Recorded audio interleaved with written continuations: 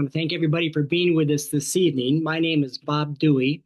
I am a retired cardiologist from Manchester and a board member on the New Hampshire Healthy Climate and co-chair of the Education and Communications Working Group. So I'd like to thank everyone for being here with us this evening.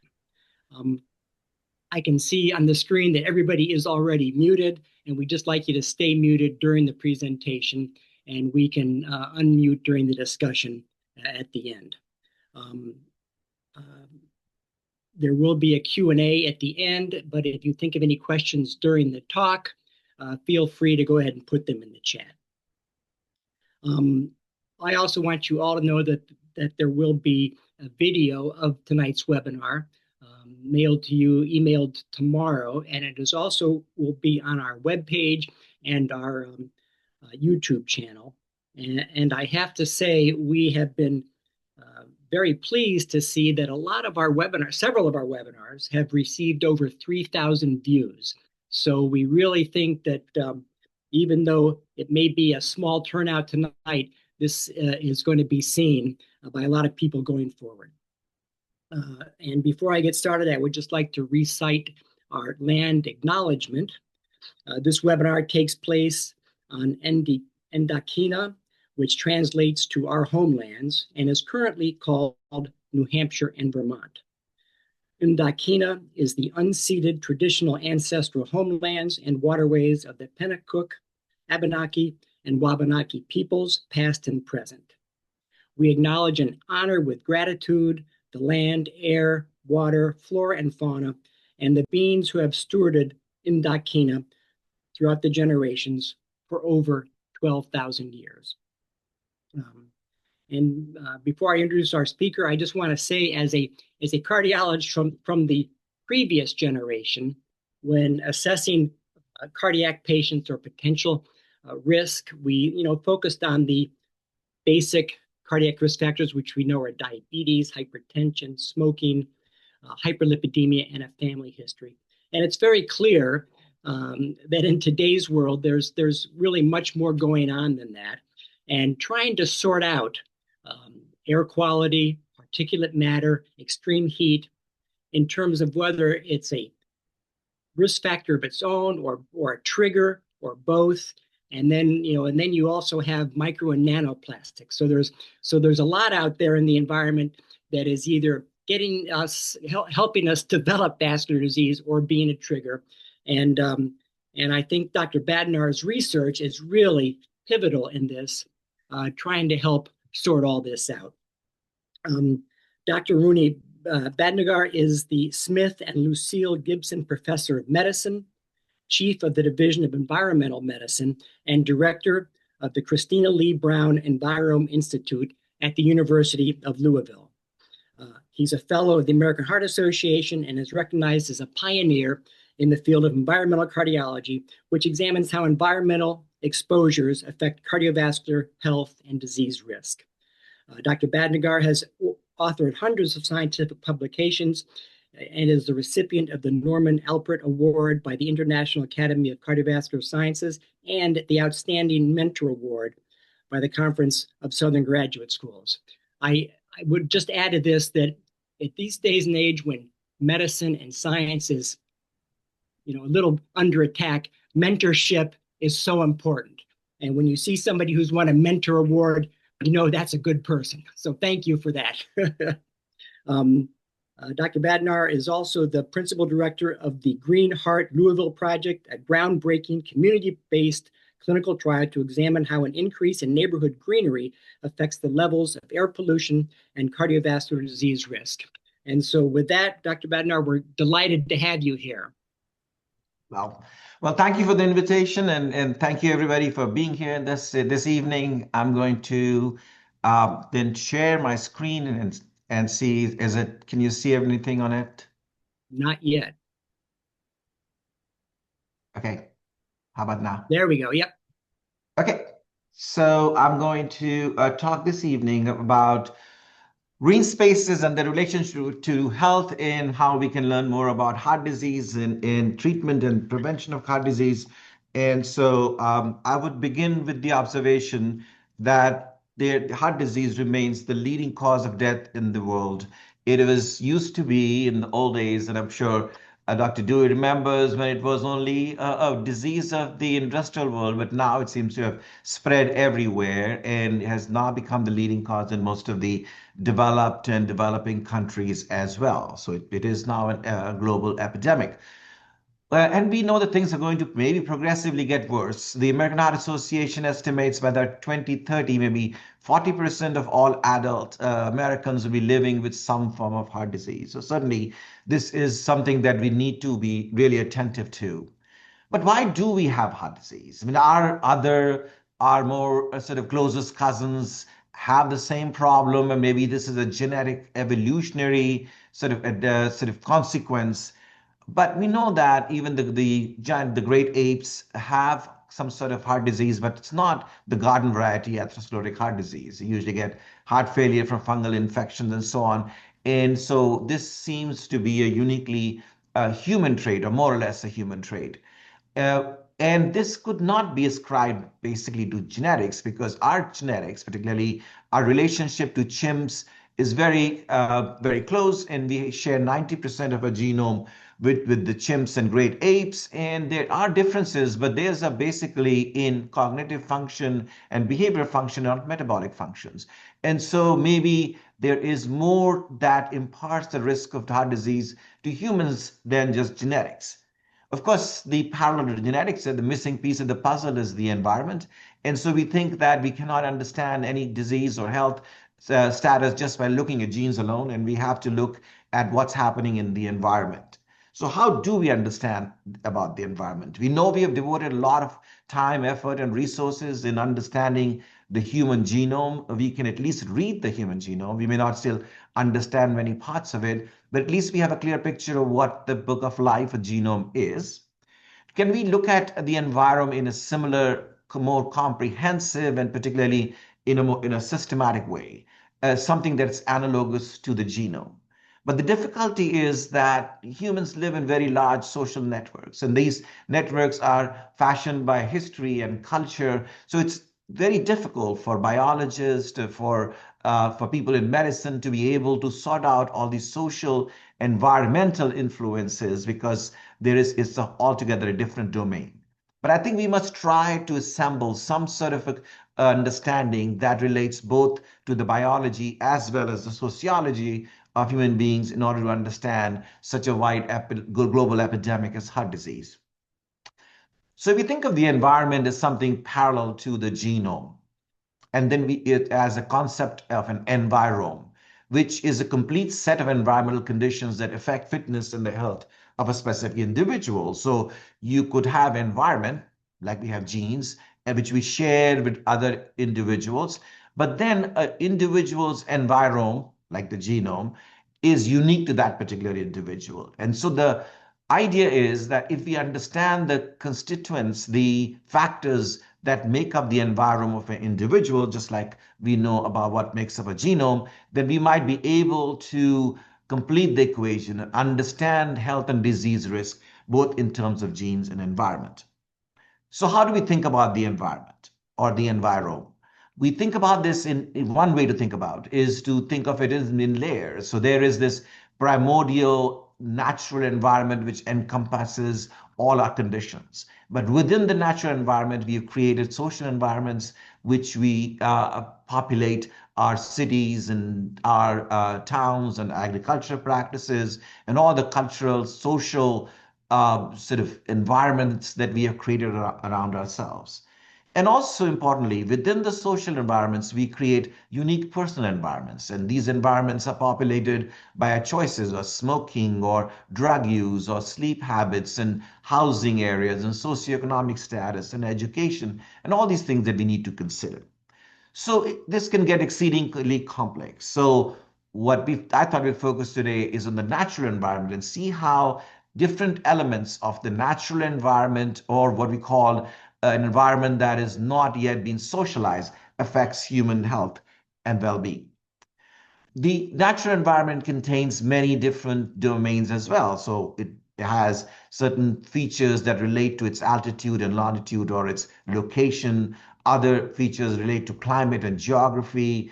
Dr. Dweet mentioned pollutants, about how different types of environmental air pollutants, water pollutants. Now we have microplastics that are polluting a natural environment. So how that would affect our health and well-being. And so we have to be able to systematically unravel each of these influences. We know that one of the most primordial features of the natural environment are the cycles of night and day, and all life is entrained to this diurnal cycle. We have many of our genes that up to some count 13% are under control in a diurnal cycle. So there are times of the day that these genes express, other times they're suppressed. And so strongly are we tethered to the natural environment and its cycles that even a slight variation, suppose a few hours of our lives that do not correspond to the natural rhythm, uh, cost us in terms of a health and well-being. So if you are not synchronized, for example, in case of shift workers, you have higher risk of obesity and diabetes and heart disease. Such an example of how closely we are wedded to our natural environment.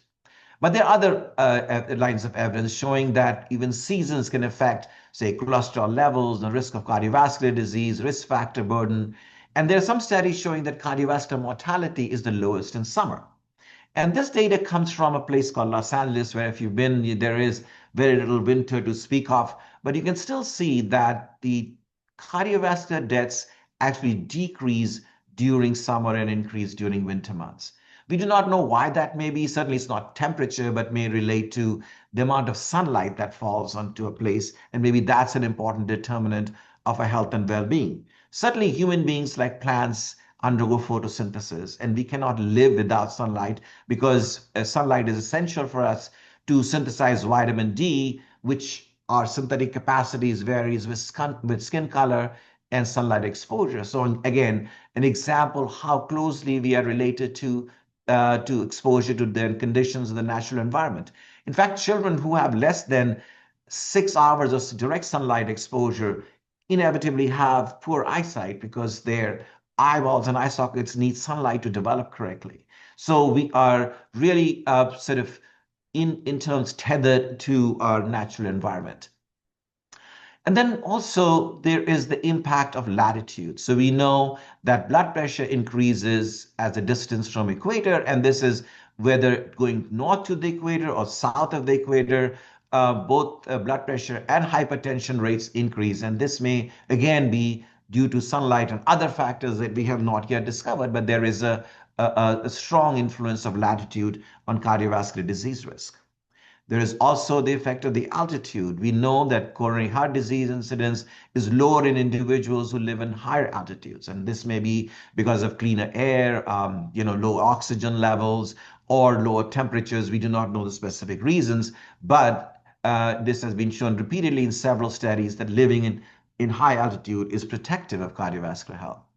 And then there is the question of green spaces. And I'm going to be talking about this for the most of my talk, which is that the attention to the green spaces was sort of focused a few years ago by a spate of studies showing that those who live in areas of high surrounding greenness have lower risk of heart disease and lower mortality due to cardiovascular events.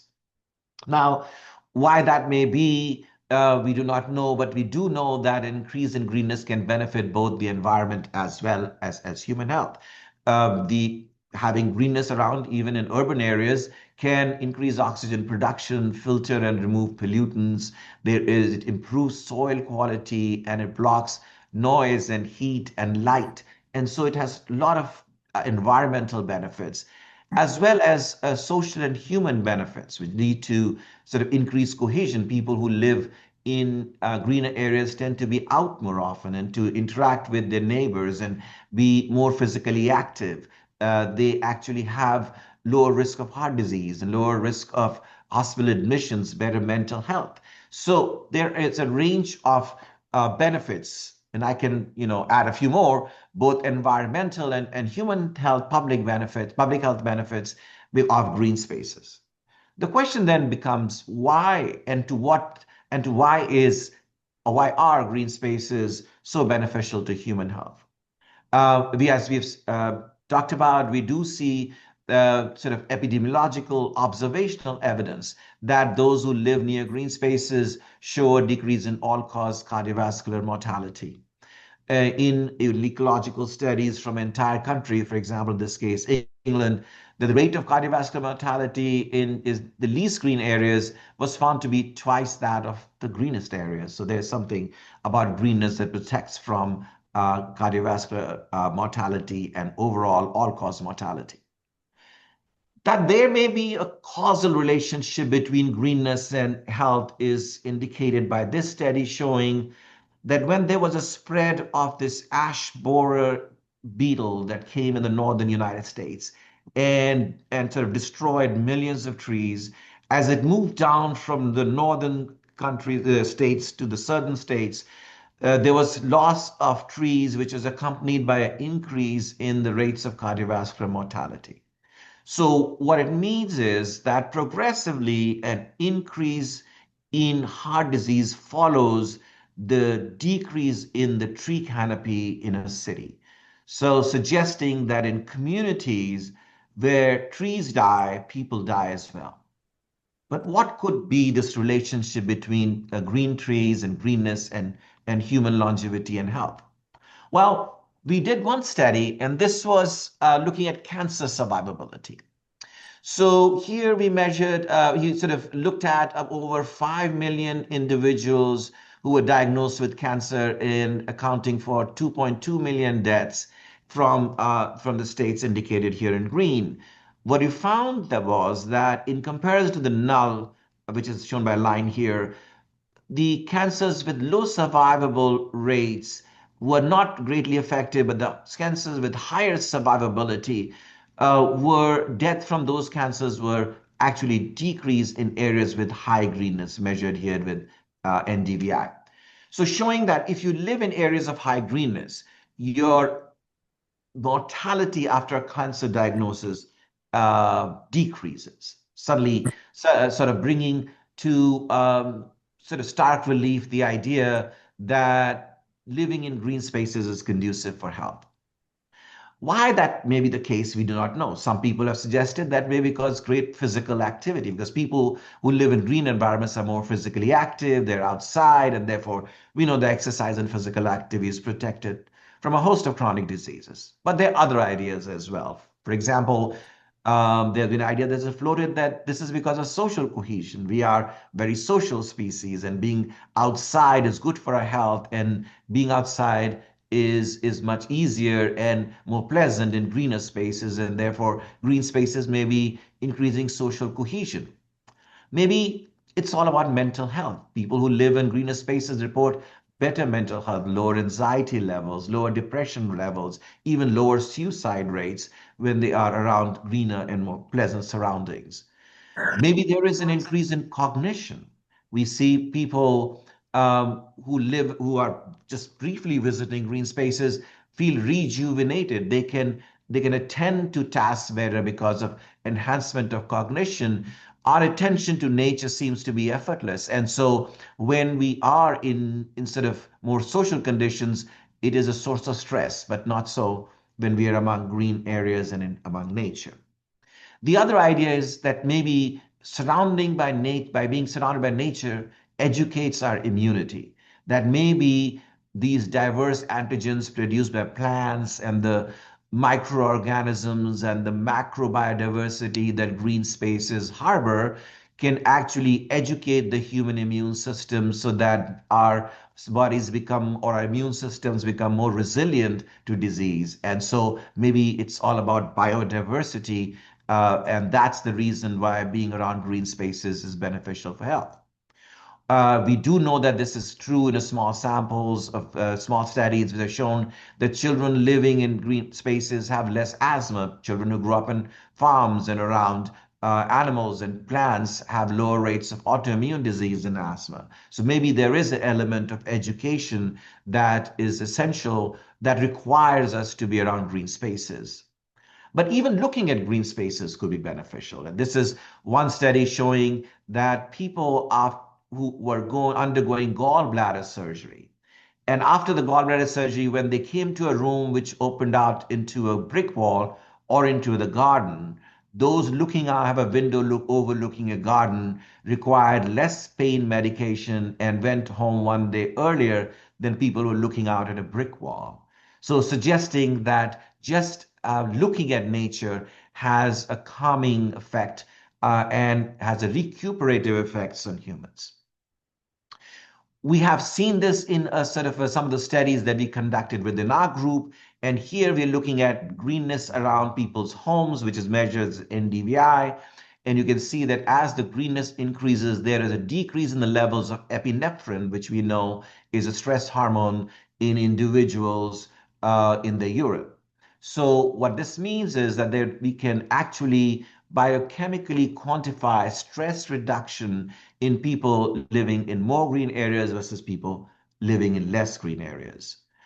We have also looked at whether exposure to green spaces could be preventing air pollutant exposure. And so we recruited people from different parts of a city. This is a map of Louisville, and the black dot shows roughly where the people were recruited from. And then we estimated their exposure to different types of volatile chemicals, and these are called volatile organic compounds or VOCs, by measuring the concentration of the metabolites in the urine. And these are different metabolites. You don't have to look at different names, but they come from chemicals such as acrolein and xylene, toluene, benzene, butadiene. So for several of them, you can see that the levels of these metabolites were lower in people who are living in green spaces versus people who were living in not green spaces. So that's the percent change in the metabolite levels because of greenness. So again, reinforcing the idea that living in green spaces could decrease air pollution and could decrease stress levels. But how far this effect needs to be. And this is measuring changes in the levels of VOC metabolites when at different distances of greenery from the house. So when we measure greenery within 25 meters of a home or 200 meters or 1 kilometer, we find that greenery within 100 to 200 meters of the home was most effective in decreasing the levels of pollutants. So certainly, parks are good and green spaces are great, but having greenery very close to home seems to be the most effective, at least in terms of reduction of pollutions. So the idea is that if you live in less green spaces, you have more pollutant exposure, and if you live in more green spaces, you have less exposure. But these are all observational studies that you can see an association, greenness, and some beneficial factor, but there could be a lot of confounding, as you know, in all these observational studies, because there are other factors that contribute to this protection. People who live in green spaces usually have better economic status, they have better sort of healthcare facilities, and so we cannot tease out the effect of greenness from socioeconomic factors. So what should we do? We started this project that we were sort of by a group of partners that we got together to look at the effect of greenness in a radically different way and to be able to provide the most rigorous scientific evidence that we could. And this partnership extends from our university to the National Institutes of Health, the Nature Conservancy, design firms in Hyphae in Oakland, California, and several university partnerships. The central hypothesis we started working on was that exposure to neighborhood greenery would decrease the risk of cardiovascular disease, and that this was because of a decrease in the level of air pollution.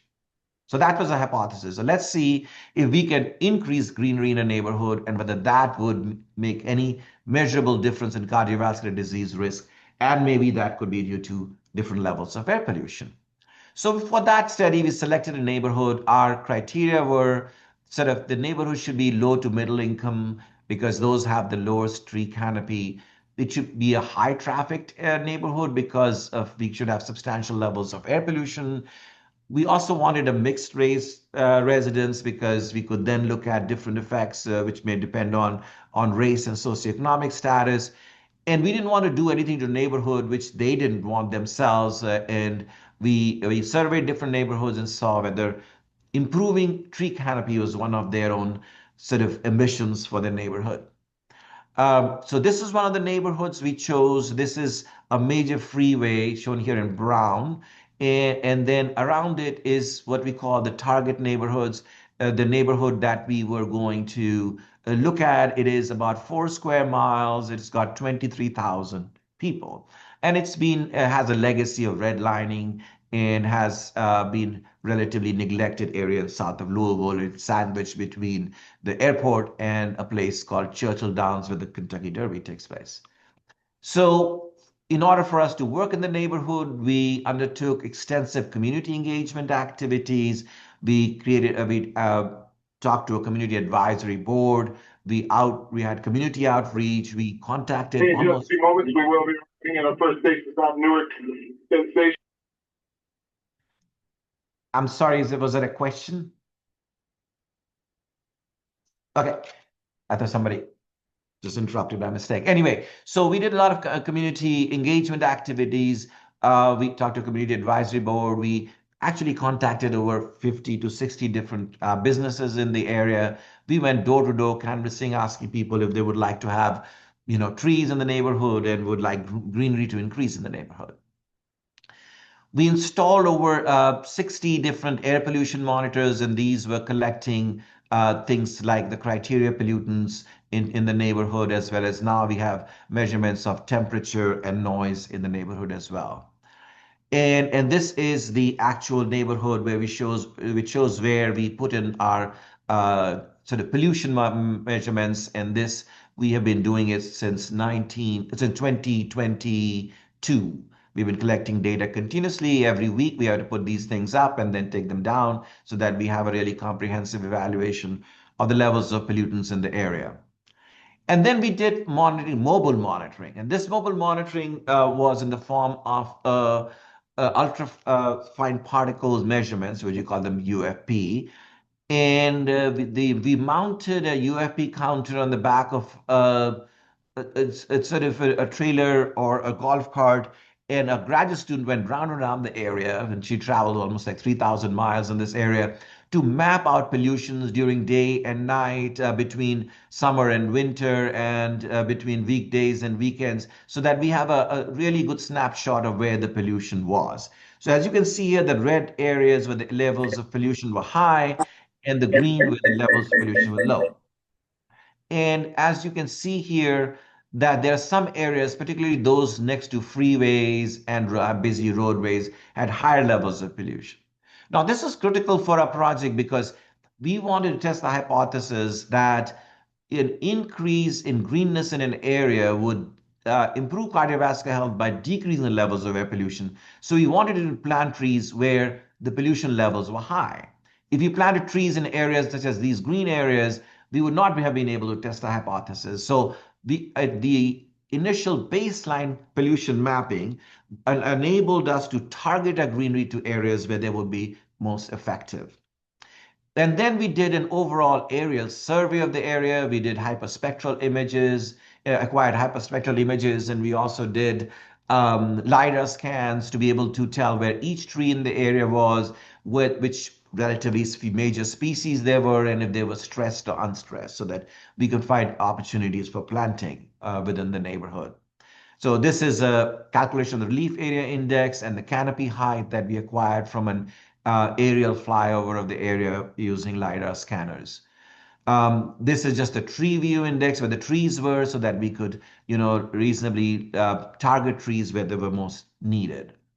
And then we looked at greenness and how that, or levels of pollution and how that would affect, stress in other animals in the area. So this is one study we did with robins. We tracked about 60 robins, and then we measured the level of cortisol in these. And what we found was in the areas where there was high levels of pollution, that there was increased sort of cortisol levels. And that this was also reflected in where areas of high greenness, these birds had low levels of cortisol. And this was only found in female birds because the female birds are more sensitive because they are nesting birds. And so in male birds, we didn't see anything. So regardless, what this shows was that we wanted that there would be environmental benefits, not only to humans, but other sort of life living in the area, and maybe help increase the biodiversity in the area as well. And this is the map of the biodiversity of the areas. We've done this consecutively for the last 5 years, looking at arthropods, avians, and butterfly species, to be able to relate all of this in the end. That if there was an increase in greenness and that led to an increase in biodiversity, could that be responsible for better health outcomes? This is just showing that the more greenness you have, the more species richness you would have. The more pollution you have, the less diversity you have, and the more canopy cover you have, the more diversity you have. Then we did a lot of psychosocial evaluation with in-person exams of people, detailed evaluation of depression, anxiety, and stress levels, the demographic features. And then we wanted to plant trees. Now, the problem with planting trees is that if you plant small trees, it would take like 30, 40 years for them to grow to appreciable heights to make a big difference in the greenness in the area. So we had to plant very large trees. And this is one example of us planting large trees in the area. And we had to plant many such large trees. And I will show you how and where.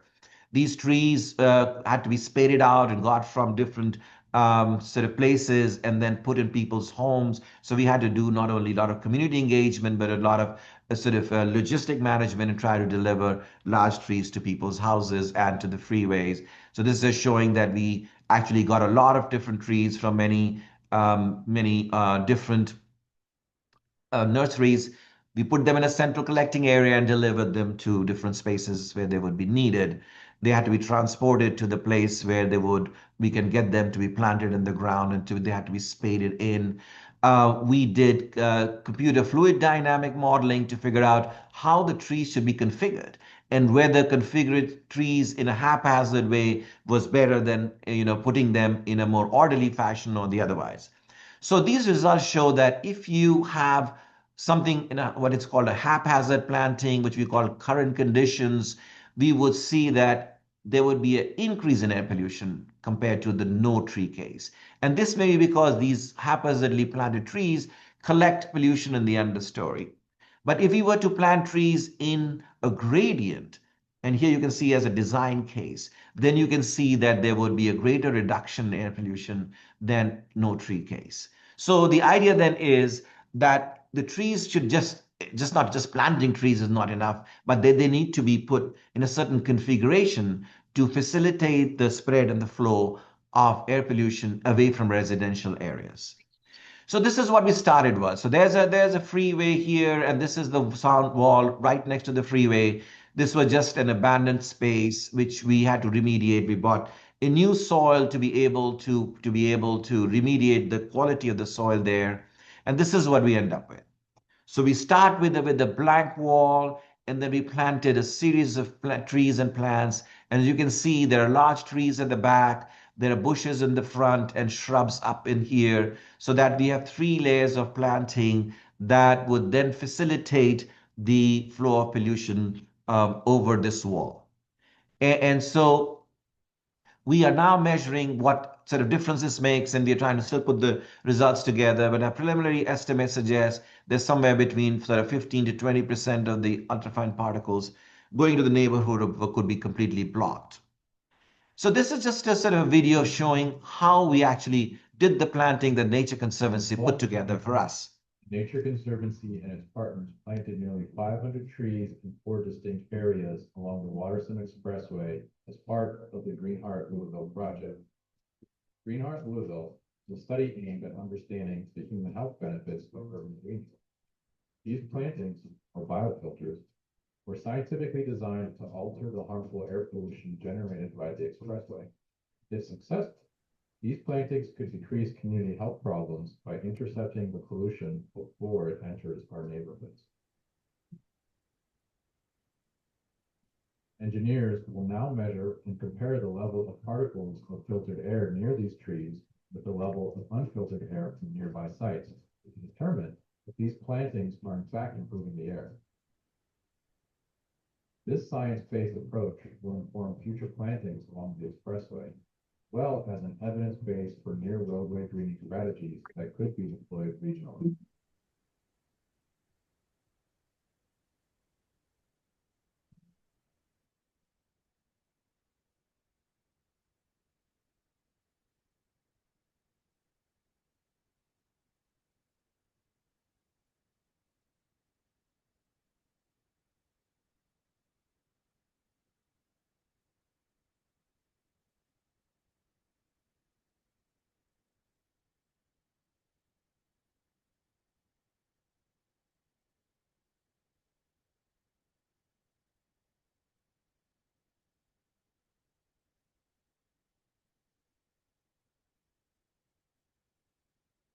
So if you notice, there are some gaps here, and these gaps were to have concurrent measurements of air pollution with and without trees in the area. So overall, we planted almost 8,000 evergreen trees and 630 deciduous trees in the T clusters, whereas in the control cluster, there were already 20,000 trees and we didn't plant any. So the idea then would be to look at the health outcomes in the target cluster versus the control cluster, which is just like any other clinical trials in which one population receives the drug, and in this case, the trees, but the other population did not receive any drug, and we will then compare what the difference may be. So the study is ongoing, but we actually, during the time, planted 42 species of evergreen trees. We wanted to maintain some sort of a biodiversity so that we just don't have a monoculture and plant the same type of trees all over the area. So we actually made sure that we didn't plant more than 10% of any particular species, and we had a wide distribution of families. The reason we planted or favored evergreen trees because they were much better at removing air pollutants than deciduous trees, and that they would be green all the year round, so providing double the health benefits of the deciduous trees. This is just a timeline of our work. We started in 2018 and 2019. We had to stop because of COVID in 2020, but when we resumed in 21, we planted some trees in 19, but then the bulk of the planting was in 2022. And that we actually had different waves of in-person exams. We've completed waves 1, 2, 3, and 4. We are now getting data for wave 5, and we're slated to do something 2027. We're grateful that we got funded from NIH so that we'll be able to do this for the next 5 years. This is just the baseline demographic of the people in the area where we are doing the study, and this is about all the people who came in for our in-person exams in the control area and in the treatment area from wave 1. And as you can see, their characteristics are very comparable. What we found in our preliminary work is that looking at the levels of hsCRP, and this is a C-reactive protein, which is actually a measure of inflammation, that from baseline to follow-up, we saw that in the control group, there was a slight decrease, but not much. But in the treatment group, we see a drastic decrease in the levels of CRP, or C-reactive protein. Overall, we found a 22% decrease in the CRP levels in the treatment group versus the control group. And this sort of persisted from the follow-up and the first follow-up and the second follow-up, suggesting that this is a consistent and a robust effect. So what it means is that living in areas that are more green could be beneficial to cardiovascular health by decreasing the levels of chronic inflammation. And this is again sort of asserting the same point in an observational study from the same area, showing that for every 0.1 increase in the greenness, which is NDVI, you could see a corresponding increase in the CRP levels. And in this case, it didn't matter where the greenness was, whether it was in the near the homes or certain far away. But it does sort of support the notion that there could be an anti-inflammatory effect of greenness. So why is this important? Well, if you look at CRP levels, and it's a very well-studied molecule, and it's been studied repeatedly in many different scenarios, and this is showing the change in CRP levels with age. And this is a very reproducible observation. This is the blue is for women and red for men. And as you can see that it increases with age.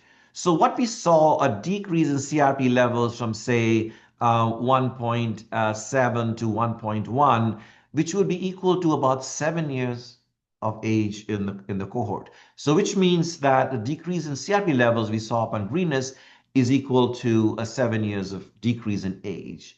And this sort of provides us with some context of what the benefits may be. And you could see that if we can make similar calculations, and we have, that this could relate to about 10 to 11% decrease in the rates of myocardial infarction in the population. And so we are still estimating, like I said, this is the third round that we are doing it, and hopefully we'll do it another 4 or 5 years. that we will have to get better data in terms of the actual benefits and whether or not there are differences in death rates, mortality, hospital admissions, and other cardiovascular biomarkers within this group. But as you can imagine, it's a large project. It's been funded by a variety of different sources from the university, from the National Institutes of Health, from Nature Conservancy, because the NIH said, well, we are not in the business of buying trees. And so if you buy trees somewhere else, we can support the clinical work. So we did manage to get the Nature Conservancy to do a global fundraising campaign for us and give us the resources to be able to afford buying these large trees and plant them so that we can test their clinical relevance. So before I end, I'm going to just sort of glance on a little other project that we are doing. It's called the Traeger Microforest. The Green Heart, as you can see, is a very large, difficult project to do.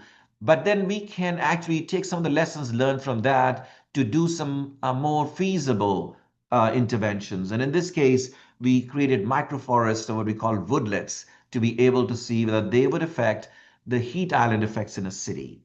So for that, we chose a relatively abandoned park in the middle of the town. In Louisville, we have the most of the worst heat island effect in the country. The downtown heats up and doesn't cool because lots of different concrete surfaces. So we thought if we make a thick forest in the middle of the town in a small space, to what extent would that be able to attenuate or mitigate urban heat? So we chose a spot which the city gave us for a 30-year lease, and we are going to plant a forest in that area. We've done some baseline studies in terms of changes in the levels of pollution and temperature and humidity in that area before we planted anything. And now we will measure after we planted things and after we've created this forest. We have started with this. We did a bulk of our planting earlier this year, and we call this a Traeger microforest. And these are the trees that have been planted there yet. We actually monitor. You can see a weather station here. We can monitor changes in the temperature and how effective these forests could be, so that we can provide some evidence-based guidance on how to mitigate urban island effects in different cities, and whether doing this has any beneficial mental or psychological effects on people who visit these places or live around them. So but the whole idea would be to provide new insights on how to create healthier cities, in that way preventing chronic disease incidents, decreasing the levels of air pollution, and maybe even the work that we do, we can develop new guidelines and policies, and maybe even new building codes to guide and advise creating a more healthy and more livable areas. And so we can develop a model, or we can call it green print, that could then be replicated worldwide. So I would stop here and thank you for your attention. And I think we might have time for a few questions. And I would stop sharing.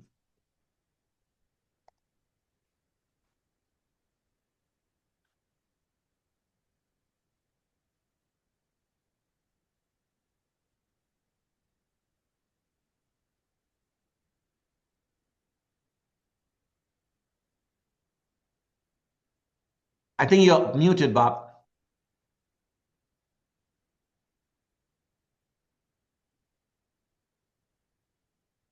Thank you for that great talk. That was really fascinating. And to actually see the changes in the C-reactive protein number, really after such a short period, just a couple of years, is really impressive data. And, really makes you wonder where this could lead to. It's going to be great to see, event rates 3 to 5 years from now. That's really fantastic. I have one question about the microforests in terms of, we do know that, trees and greenery is helpful in cooling, and a lot of cities have tried to prove that. Do you have any idea how, that's a very small little forest, and then how far away do you anticipate the benefit to be? Yeah, so that is the chief steady question. Mm-hmm. We do not know at what density should we plant trees and how far their beneficial effects would spread. or what the halo or the penumbra would be. So we are measuring not only in the forest, but temperature and environmental conditions around that to figure out what level of cooling could be achieved by this level of these plants. The other thing is that's of course critically important is how does the composition of the plants, what type of plants we should plant to be able to mitigate heat. Plants that are very good at cooling are ones that they evaporate waters faster, so they cool their surrounding areas. And they may not be the same plants that remove air pollutants. So we have to really carefully curate a plant palette to optimize the cooling effects of greenness in urban areas, as well as the effects on air pollution. Really interesting. Let me see. Let me go to the chat and see about other questions here. Is a question, Semra? Yes, thank you. So before I ask my question, I wanted to thank the doctor for this amazing presentation. And I wanted to mention that I'm a co-PI on a grant with the University of Louisville and UNH on a similar topic, and I would love to follow up. It's also about green space. So I'll email you. My question was about your notion of the envirome and how it relates to the notion of the exposome. Kind of the same, different. What do you think? So yes, it is kind of the same, but there's different. The exposome problem, I think I have a problem with that concept, is it's focused on exposures and it's so focused on chemicals. And so, oh, I'm exposed to 5,000 chemicals, I'm exposed to this. But the thing is that there are environmental conditions that are not chemical exposures, but are critically important, like the circadian rhythms, right? Like altitudes and latitude. All of these things matter. And then there is a distinction between just the general environment. I mean, I live in the city of Louisville, so there may be lots of pollution everywhere, but it's not in my home. And people who live in areas next to those factories have more exposure. So not only do we need to get to understand the natural components of the environment, the social components, but also the personal exposures. So I think it is a much more, in my view, comprehensive view of the environment than the exposome idea has. And more holistic. I love that. Thank you so much. Really appreciate it. I have one other question. This is not so much about the science, but you live in a very red state, and I saw that most of your funding was from outside. But I just wonder, what is the response in the community to this? It's a little new agey, it seems, possibly for a lot of red states. Although you're getting evidence already, I'm just curious, what's the response been in the community? In the community that we have surveyed, which is the people in our neighborhood, there's been overwhelming response. About like 90% people say this is wonderful. We hear comments like, I used to go to work and then I would just see the drab freeway wall, and now there's this beautiful green line of trees and it makes my day every day. And so the trees and greenness and nature is in some sense a very easy sell. Most people respond to it, whether it's blue state, red state, sort of a thing. As long as we don't say, well, this is going to be very helpful in climate change, we're trying to work around climate change, things like that, which there are difference of opinions. But in terms of human health and in terms of mental and physical well-being, if we can show that there is a quantifiable benefit, then I think we would have a much universal acceptance than if we were trying to just sort of push a theory. No, I agree. Do we have any other questions in the audience? We have a question in the chat from Mary. Okay. Is heat variation over time being factored into the analysis? Yes, so what we thought initially was that we would plant trees that were well adapted to the zone that we live in Louisville. And, even the last 5-6 years, our zones are changing. So the trees that we thought were well adapted may not be. And so what we are doing is looking at the growth rates of the trees and see which ones grow and thrive better. We think all of them, well, at least most of them will survive. We do have had almost 10% mortality, but that was expected because these are very, very large trees. But so we will replace them with sturdier trees, and we are being we are following the temperature very closely to see how these things change. But the thing is, we put in heat adapted trees, but then suddenly we have a very large cold snap and you have like ice and snowstorms. And so it is a very sort of moving target to really attempt to, but we are maintaining our trees. We will attempt to replace them if they are no destroyed or die. And it's not only the weather, we have social factors contributing to a destruction of the trees. People bang their cars against the trees. We had homeless people who gathered around this beautiful set of trees we planted just to keep warm. They burned these trees down. And when each tree is like $1,000 more. And so if you burn 10 or 15 of our trees, that's a lot of money. But this is real life. And so we had to replace trees and continuously keep working to maintain active green canopy that is necessary for our results. Great, thank you. And one more question I'm seeing in the chat from Tanya. Have you heard of forest bathing and its benefits? Yes, so in fact, I didn't have time to present that, but we do a lot of forest bathing experiments. We've taken our participants, we have a group of people with maybe like about 20 people that we take to different parts of the country. We've taken them to the forest in Colorado, just outside Denver. We've taken them to a forest here in Jefferson Forest outside Louisville and places in Canada and near Quebec City, so that we can measure what sort of chemicals that trees emit that we can measure in people's urine. So we're looking at exposure. And so we've identified a range of metabolites of what we call monoterpenes, and they're called like pinene and limonene and citrulline and myrcene, which we have developed a lot of, I think, invested a lot of time in developing the right methods to measure all these metabolites and quantify them so that we can quantify exposure. Then we are also monitoring outcomes in stress levels, cortisone, salivary cortisone levels, ECG levels, blood pressure, and so on, to see how being in green environments could help or could alter cardiovascular health and cardiovascular profile. The idea then that is that maybe the greening effects these things that we see, decrease in CRP and maybe other cardiovascular benefits that may appear, may be related to these chemicals that the trees are emitting. And so we have devoted some time and attention to be able to characterize them and develop the infrastructure to be able to quantify their effects in a community-based study rather than just doing the forest bathing studies.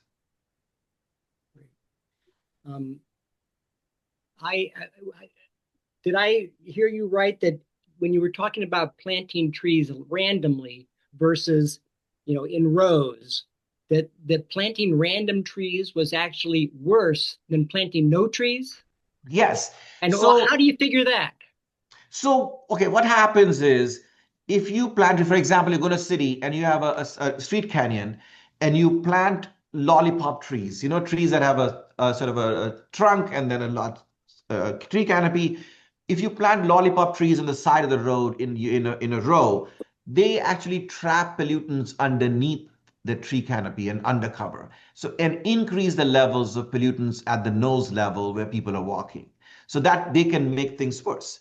And the second thing is trees like oak trees, they generate a lot of what we call terpenes, isoprenes.